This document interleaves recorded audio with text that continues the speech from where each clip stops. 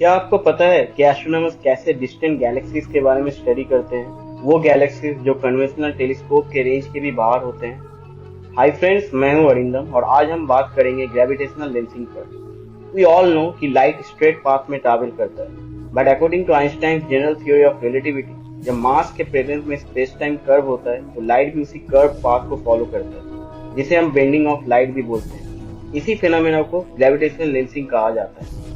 जैसे कि इसके पिछले वीडियो में हमने ग्रेविटेशनल टाइम डायलेशन के बारे में जाना था, यानी टाइम का स्लो हो जाना। तो आइए इसी फिनोमेना को हम ग्रेविटेशनल लेंसिंग के थ्रू समझने का कोशिश करते हैं। लेट्स इमेजिन कि स्पेस टाइम में कोई कर्व नहीं है, यानी वहाँ कोई भी ऑब्जेक्ट प्रेजेंट नहीं है, तो स्पेस टाइम भी फ्लैट है। सो जब इस फ्लैट स्पेस टाइम में लाइट ट्रैवल करेगा फ्रॉम वन इनटू अनदर, वो स्ट्रेट पाथ में जाएगा, which is the shortest path, तो इसमें टाइम कम लगेगा। नाउ इमेजिन कि उस स्पेस टाइम में एक स्टार है जिसके प्रेजेंस में वहां का स्पेस टाइम कर्व हो जाता है। अब जब लाइट ट्रैवल करेगा from one into another, in this case light को अपना जर्नी पूरा करने के लिए कर्व पाथ को फॉलो करना पड़ेगा।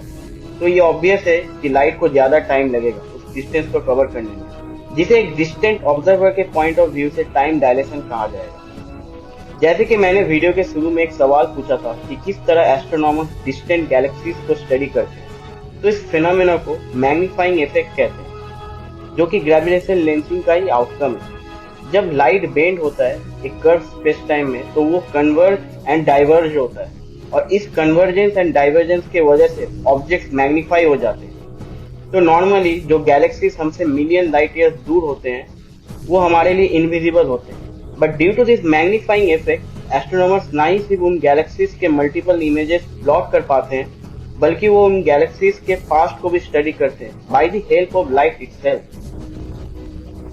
जो लाइट बहुत दूर से ट्रैवल करके आता है उसे टाइम ट्रैवलिंग लाइट कहा जाता है, क्योंकि लेट्स से एक गैलेक्सी जो कि हमसे 100 लाइट ईयर्स दूर है, बेसिकली लाइट को वहां से हम तक पहुंचने के लिए 100 ईयर्स लगेगा। अब उस गैलेक्सी में अभी जो हो रहा होगा वो हमें 100 साल बाद पता चलेगा। इसका मतलब यह है कि हम फिलहाल उस गैलेक्सी के पास्ट को देख रहे हैं।